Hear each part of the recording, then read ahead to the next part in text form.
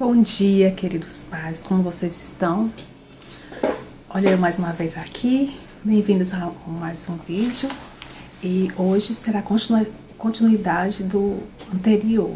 O nome do nosso vídeo de hoje é sobre o mordomo e o braço direito do eu.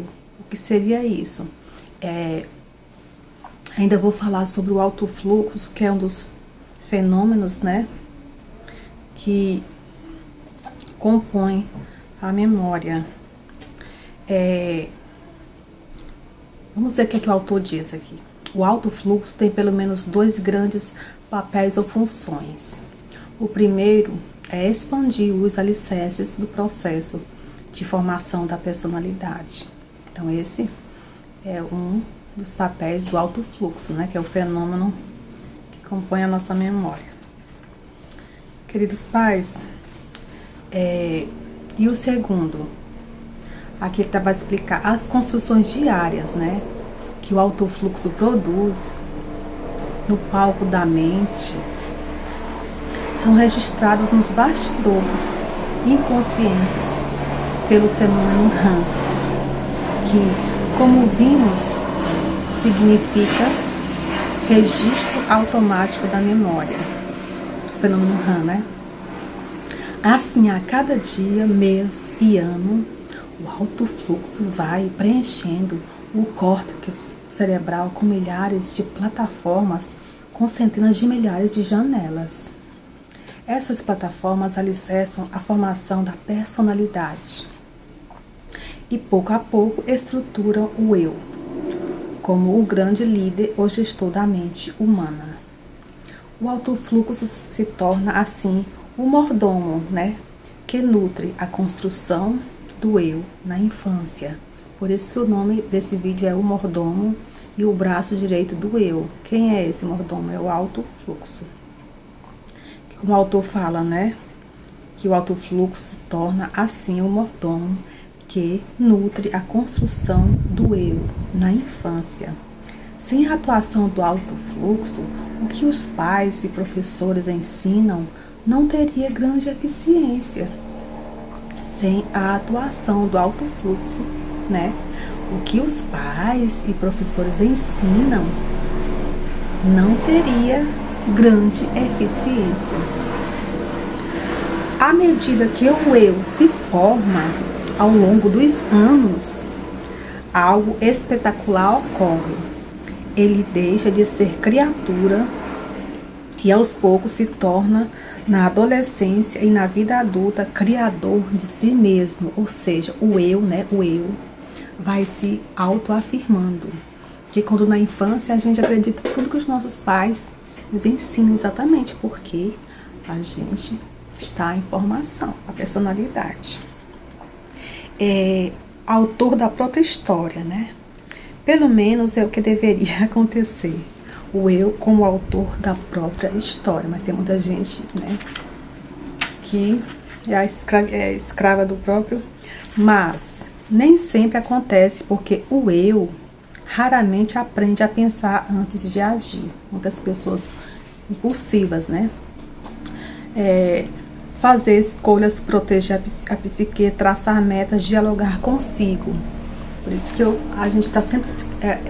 o certo é a gente estar sempre se questionando, queridos pais, sobre pensamentos que nos perturbam. E a gente, como eu falei no vídeo anterior, eu era perturbada com os meus próprios pensamentos, me achando inferior, me achando incapaz.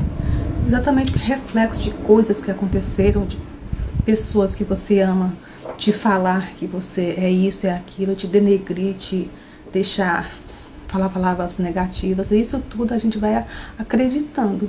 Mas à medida que a gente vai se deixando afirmar, vai conhecendo o que Deus pensa de nós, que nós somos amados, que nós somos a sua semelhança, então a gente vai descartando esses pensamentos e ignorando-os.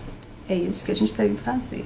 Nós somos, então a gente começa a ser autor, né, sob a orientação do autor maior, que é o nosso Deus, a gente se torna filhos protagonistas, no sentido de não se deixar levar por qualquer pensamento negativo, que não é aquilo que você é. Queridos pais, aqui fala assim: o fenômeno do alto fluxo é fundamental para criar imensa base na memória, para romper a bolha de solidão da criança e estabelecer vínculos sociais. Sem essa base, podem se produzir os mais diversos níveis de autismo, que é a criança se isolar, ficar numa bolha, né? Aqui, ó, o eu, né, entre aspas, se for bem equipado, queridos pais, e formado, seguro, observador, solidário, inventivo, será um bom diretor do teatro mental, um bom roteirista de seu script. Mas se for mal treinado, será um mero coadjuvante ou espectador passivo das frustrações e conflitos. Eu tenho muito assim, desejo muito que os nossos adolescentes, as nossas crianças, elas sejam esse protagonistas, não seja só observador. Aproveita a sua vida, cresça, amadureça, não gaste o seu tempo com coisas que não vai ajudá-la, né, em seu desenvolvimento. Aí, ó, a maioria das pessoas pronuncia o pronome eu, centenas de vezes por dia. Eu. Diz qual é seu papel, quem o auxilia e o que pode escravizá-lo. Seu eu se torna servo dos medos, angústias, fantasias destruidoras, inseguranças. Há homens que dirigem, queridos pais, nações, e há gênios que são notáveis em sua inteligência, mas escravos em sua psique. Né, afirma o nosso autor aqui, Augusto Cury. Continuidade do nosso livro.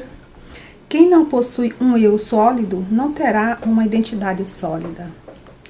Sua emoção será marcadamente insegura e instável. Se o vento sopra a favor, se são apoiados ou aplaudidas, as pessoas que são apoiadas são aplaudidas, elas se animam, são valentes, né, se encorajam, né? Mas se o vento sopra contra, muitas pessoas, se o vento sopra contra, se fracassam ou são vaiados, se perturbam, essas pessoas se perturbam, deixam de lutar pelo que amam, retrocedem com facilidade, não são firmes, não são fortes, né?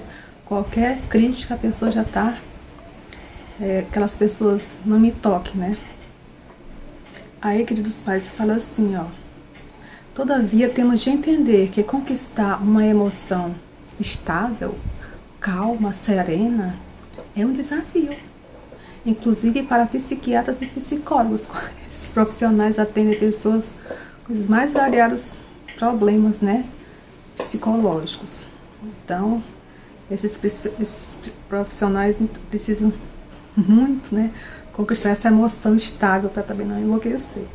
Paralelamente à construção da identidade, o eu começa a descobrir a identidade dos outros.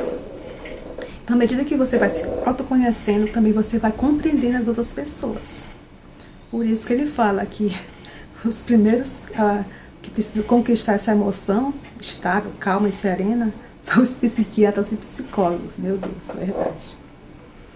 Os resultados dessa falta de exercício, de se colocar no lugar do outro, eu pulei aqui, ó, queridos pais.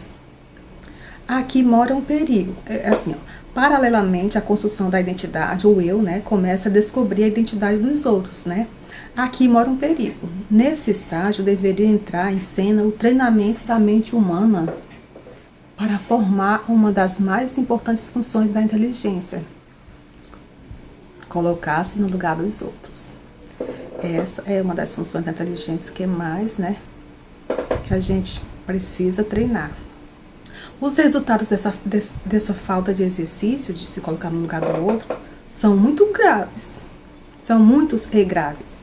Quem não aprende a se colocar no lugar do outro, queridos pais, se comportará como um rei ou um pequeno deus, que desejará que os demais gravitem em sua órbita.